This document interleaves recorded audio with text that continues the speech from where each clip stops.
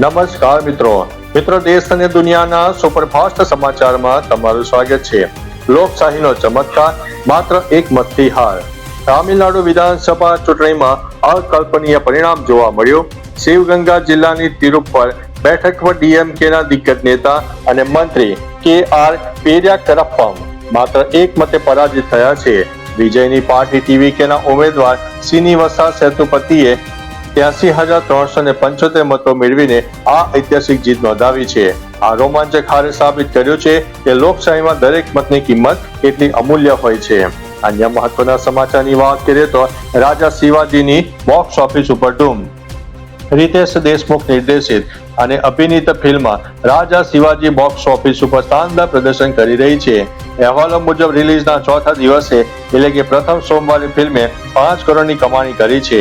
આ સાથે ફિલ્મનું કુલ કલેક્શન 38.11 કરોડ રૂપિયાએ પહોંચી ગયું છે। 75 કરોડના બજેટમાં બનેલી આ ફિલ્મે અડધાથી વધુ ખર્ચ વસૂલ કરી લીધો છે। રિતેશના આ ડ્રીમ પ્રોજેક્ટને ખૂબ સારો પ્રતિસાદ મળી રહ્યો છે। અન્ય મહત્વના સમાચારની વાત કરીએ તો જહાજમાં ધડાકો, બંદર ઉપર હુમલો। દુનિયાના મહત્વના તેલ માર્ગ હોર્મુઝમાં તણાવ વધતા યુદ્ધ જેવી પરિસ્થિતિ સર્જાઈ છે। દક્ષિણ કોરિયાના જહાજમાં ધડાકો અને યુએઈના બંદર પર ઈરાની ડ્રોન હુમલાથી ગભરાટ ફેલાયો છે। ડોનાલ્ડ ટ્રમ્પે આ માર્ગ ખોલવા નૌસેનાનો ઉપયોગ કરવાની ધમકી આપી છે, જ્યારે ઈરાને તેને પરવાનગી વગર કોઈ જહાજ પસાર ન થવા દેવાની ચેતવણી આપી છે। અમેરિકા અને ઈરાન વચ્ચેના આ સંઘર્ષથી વૈશ્વિક ઉર્જા પુરવઠો જોખમમાં મુકાયો છે। અન્ય મહત્વના સમાચારની વાત કરીએ તો અમેરિકાએ હોર્મુઝમાં 7 ઈરાની બોટ ડૂબાડી। અમેરિકી રાષ્ટ્રપતિ ડોનાલ્ડ ટ્રમ્પે હોર્મુઝમાં ઈરાનની 7 બોટ ડૂબાડી દેવાનો દાવો કર્યો છે। આ જહાજો વ્યાપારી જહાજો પર હુમલો કરી રહ્યા હોવાનો આરોપ છે। ટ્રમ્પે ચેતવણી આપી છે કે ઈરાન કાં તો સમજૂતી કરે અથવા તો ગંભીર પરિણામો ભોગવવા તૈયાર રહે। અમેરિકાએ વ્યાપારી જહાજોની સુરક્ષા માટે પ્રોજેક્ટ ફ્રીડમ ઓપરેશન શરૂ કર્યું છે, જેના કારણે બંને દેશો વચ્ચે સંઘર્ષની પરિસ્થિતિ સર્જાઈ છે અને વૈશ્વિક તણાવ વધી ગયો છે। અન્ય મહત્વના સમાચારની વાત કરીએ તો ફુજૈરાહ હુમલા પર ભારતનું કડક વલણ। યુએઈના ફુજૈરાહમાં થયેલા હુમલા અંગે ભારતે સખત વાંધો ઉઠાવતા 3 ભારતીય નાગરિકોના ઈજાગ્રસ્ત થવાની ઘટનાને અસ્વીકાર્ય ગણાવી છે। ભારતે તમામ પક્ષોને હિંસા રોકીને નાગરિક માળખાને નિશાન ન બનાવવા માટે અપીલ વ્યક્ત કરી છે। પશ્ચિમ એશિયામાં શાંતિ માટે વાતચીત અને રાજદ્વારી ઉકેલ પર ભાર મૂકતા જણાવાયું છે કે હોર્મુઝમાં જહાજોની અવરજવર આંતરરાષ્ટ્રીય કાયદા મુજબ અવરોધ વિના ચાલુ રહેવી જોઈએ। અન્ય મહત્વના સમાચારની વાત કરીએ તો રશિયાનું મોટું એલાન।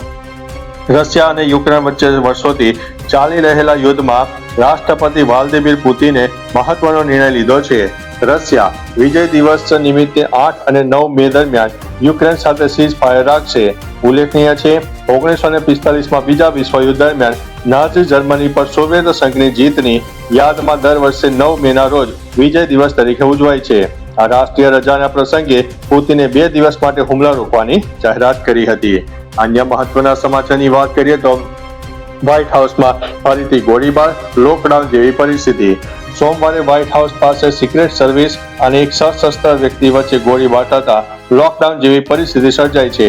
ઉપરાષ્ટ્રપતિ જેડી વેન્સનો કાફલો પસાર થયા બાદ 3:30 વાગે 2 શંકાસ્પદ વ્યક્તિ એજન્ટ ઉપર ફાયરિંગ કર્યું। જવાબી કાર્યવાહીમાં હુમલાખોર ઘાયલ થયો હતો, જ્યારે એક કિશોરને પણ સામાન્ય ઈજા થઈ છે। સિક્રેટ સર્વિસે સમગ્ર વિસ્તારને કોર્ડન કરીને તપાસ હાથ ધરી છે। અન્ય મહત્વના સમાચારની વાત કરીએ તો રાજકોટમાં રેપિડો રિક્ષા ચાલકોનો વિરોધ। રાજકોટમાં રેપિડો કંપનીએ રિક્ષા ચાલકોનું ભાડું પ્રતિ કિલોમીટર 15 થી ઘટાડીને 12 રૂપિયા કરી દેતા ભારે રોષ ફેલાયો છે। આ ઘટાડાના વિરોધમાં 300 જેટલા રિક્ષા ચાલકોએ શાસ્ત્રી મેદાનથી રેલી યોજીને જૂના ભાવ પુનઃસ્થાપિત કરવાની માંગ કરી છે।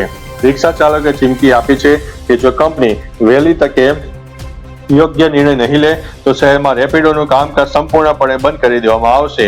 આ વિવાદથી મુસાફરોની મુશ્કેલી વધવાની શક્યતા છે। અન્ય મહત્વના સમાચારની વાત કરીએ તો અબ તક 99 હાર। મહારાષ્ટ્ર ભાજપે સોશિયલ મીડિયા પર અબ તક 99 પોસ્ટ શેર કરીને રાહુલ ગાંધી પર આકરા પ્રહારો કર્યા। ભાજપે દાવો કર્યો છે કે રાહુલ ગાંધીના નેતૃત્વમાં કોંગ્રેસે હારનો અતૂટ રેકોર્ડ બનાવ્યો છે અને આ સિલસિલો યથાવત રહેશે. કોંગ્રેસના કથિત રાષ્ટ્ર વિરોધી વલણને કારણે દેશની જનતા મતદાન દ્વારા તેમને જડબાતોડ જવાબ આપી રહી હોવાનું ભાજપે ઉમેર્યું છે.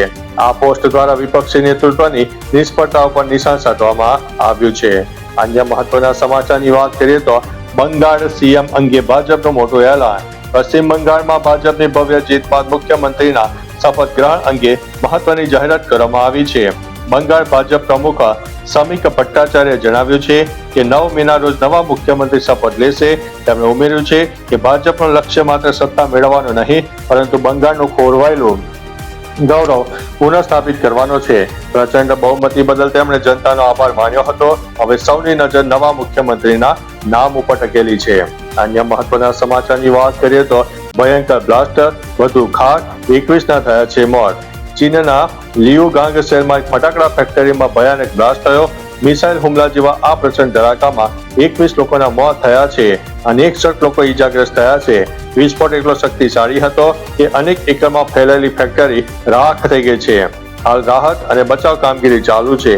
ચીની રાષ્ટ્રપતિ શી જિનપિંગે આ તપાસના આદેશ આપ્યા છે અને ફેક્ટરીમાં બ્લાસ્ટનું કારણ હજુ અકબંધ છે. તો ચાલો મિત્રો, આ રીતે દેશ અને દુનિયાના સુપરફાસ્ટ સમાચાર લઈને મળતા રહીશું. ત્યાં સુધી અમને રજા આપશો. નમસ્તે.